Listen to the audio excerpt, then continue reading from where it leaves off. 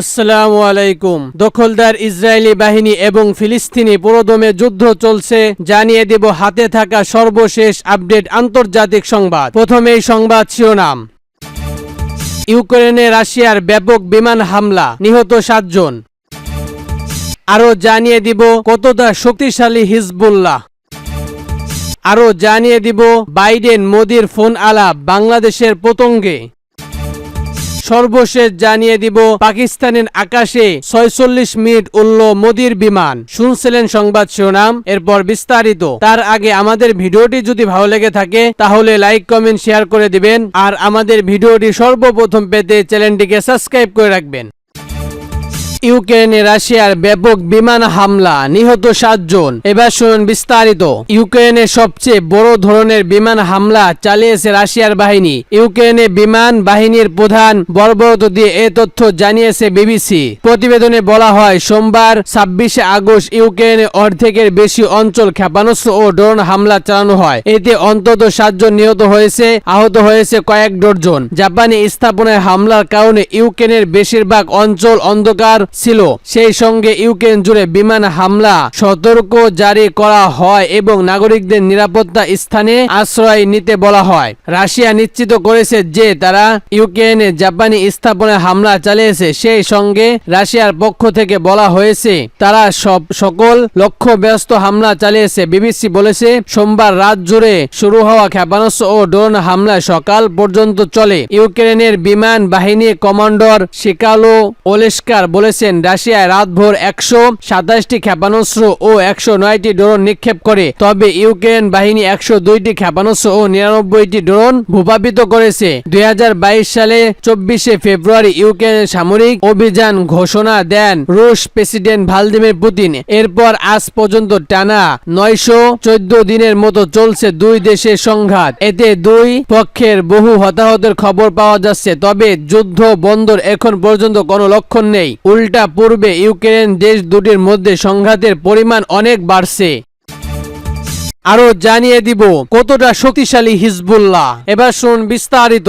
Hamas হামলা চালানোর পর থেকেই ইসরায়েলের হামলা চালানো শুরু করেছে লেবাননের শ্রেষ্ঠ গোষ্ঠী হিজবুল্লাহ। সহিংসতার মাত্রা বেড়েই যাচ্ছে ইসরায়েল লেবানন সীমান্তে। হিজবুল্লাহ অর্থ আল্লাহর দল। আশিক দলের শুরুর দিকে হিজবুল্লাহ গঠন করেছিল ইরানের রেফ্রিগার গার্ডেস। উদ্দেশ্য ছিল লেবানন ইসলামিক আন্দোলনের প্রসার ও সেখানে হামলা করা ইসরায়েলদের সঙ্গে লড়াই। মূলত শিয়া মুসলিমদের নিয়ে গঠন হয় হিজবুল্লাহ। হিজবুল্লাহ ইরানের সঙ্গে সবচেয়ে বড় আকার যুদ্ধ হয়েছে 2006 সালে ইসরায়েলের সঙ্গে। 34 দিনেই সেই যুদ্ধ লেবাননের 1125 জন মানুষের মৃত্যু হয়, বেশিরভাগ ছিল সাধারণ নাগরিক। বিবৃতিতে ইসরায়েলের মৃত্যু হয়েছিল 164 জন, তাদের বেশিরভাগ ছিল সেনা। এরপর থেকে নিজেদের ক্ষমতা বাড়ানোর চেষ্টা করে গেছে গোষ্ঠীটি। 2012 সালে সিনিয়র প্রেসিডেন্ট রাশার আল আসাদকে সুন্নি বিবেচনামূলক হিজবুল্লাহকে নিয়োগের পর থেকে তাদের সামরিক ক্ষমতা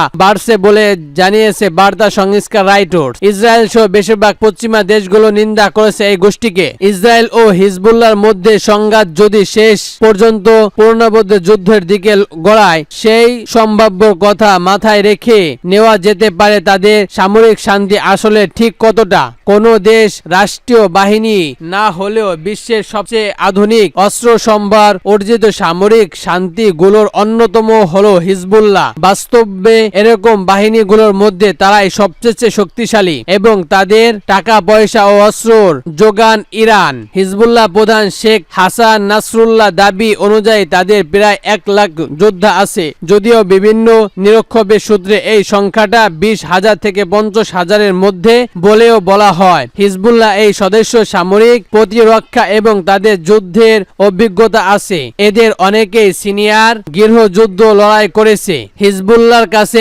1,30,000 রকেট ও মিসাইল আছে। তাদের এই অস্ত্রের বেশিরভাগ হলো ছোট রকম আইনগত ভূমি থেকে ভূমি আল্টিরা রকেট। তবে হিজবুল্লাহ সম্ভাব্য বিমান ও বর্ণিত বিধ্বংস মিসাইল আছে বলেও ধারণা করা হয়। তাছাড়া বেশিরভাগ গ্রাউন্ডের সীমার আছে, সেগুলো ইসরায়েলের অনেক ভেতরে গিয়েও আঘাত হানতে সক্ষম। গাজা ভূখণ্ডে হামাসের হাতে যে ধরনের অস্ত্র শস্ত্র আছে তার তুলনায় হিজবুল্লাহর অস্ত্র অনেক বেশি আধুনিক ও বিধ্বংসী।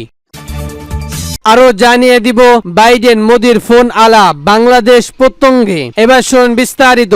মার্কিন প্রেসিডেন্ট জো বাইডেন ও ভারতের প্রধানমন্ত্রী নরেন্দ্র মোদী বিভিন্ন পরিস্থিতি নিয়ে ফোন আলাপ নিয়ে কথা বলেছেন। দুই রাষ্ট্রীয় প্রধান এই ফোন আলাপে বাংলাদেশ প্রসঙ্গ নিয়ে আলোচনা হয়েছে বলে জানিয়েছেন ভারতের পররাষ্ট্র দফতর। বাংলাদেশের আইন শৃঙ্খলা পরিস্থিতি উন্নতি এবং সংলগ্ন বিষয় করে হিন্দুকে সুরক্ষা ও নিরাপত্তা নিশ্চিত করার প্রয়োজনীয় উপর জোর দেন তারা। সোমবার 26শে আগস্ট ভারতের রাষ্ট্রীয় দফতরের এক বিবৃতিতে বলা হয়েছে দুই নেতার মধ্যে বেশ কিছু আঞ্চলিক ও বৈধ ইস্যুতে বিস্তৃত হয়েছে বলে উঠে আসেন মোদির সংস্কার ইউক্রেনের সফর ও কোয়াড ইস্যুতে। বিবৃতিতে আরো বলা হয় ভারতীয় প্রধানমন্ত্রী ইন্দো মার্কিন কৌশলগত অংশ বিধানের জন্য যুক্তরাষ্ট্র প্রেসিডেন্ট জো বাইডেন গভীর প্রত্যাশিতর জন্য এবং কৃতজ্ঞতা প্রকাশ করেছে। সোমবার রাতে নিজেদের এক্স হ্যান্ডেল সাবেক টুইটার বাইডেনের সঙ্গে আলাপের বিষয়টি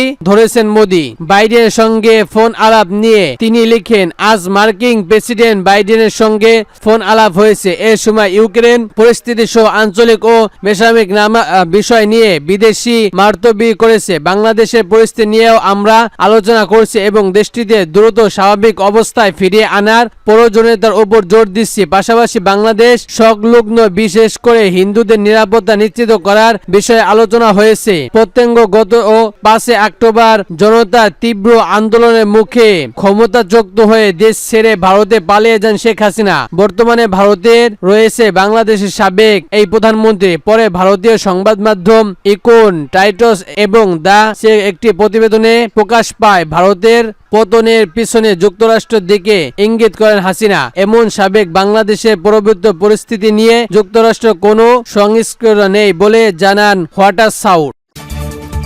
আরো জানিয়ে দেব পাকিস্তানের আকাশে 46 মিনিট উড়ল মোদির বিমান। এবার শুনুন বিস্তারিত। সম্প্রতি ইউরোপ সফরে গিয়েছিলেন ভারতের প্রধানমন্ত্রী নরেন্দ্র মোদী। ইউক্রেন থেকে প্ল্যান্ট হয়ে ভারতে ফিরছিলেন তিনি। এ সময় মোদীকে বহনকারী বিমানটি পাকিস্তানের আকাশ সীমা 45 মিনিট ধরে উত্তোলন থাকে, যা নতুন করে বিতর্কের জন্ম দিয়েছে পাক ভারত সম্পর্কে। পাকিস্তানি সংবাদ মাধ্যম ডনের প্রতিবেদন অনুযায়ী যখন কোনো রাষ্ট্র কিংবা সরকারের প্রধান পাকিস্তানের আকাশ সীমার অতিক্রম করবে তখন রীতি বা ঐক্য মেনে তিনি একটি শুভেচ্ছা বার্তা মেসেজ দেন, কিন্তু মোদী সেটা করেননি। আঞ্চলিক রাজনৈতিক প্রতিবেশী ভারত ও পাকিস্তানের চিরবর্তী দেশ, তাই পাকিস্তানের আকাশ সীমা ভারতের প্রধানমন্ত্রীর অবস্থা এবং শুভেচ্ছা বার্তা না দেওয়ায় এটা পাকিস্তানি সংবাদ মাধ্যম মনোযোগ কেড়েছে।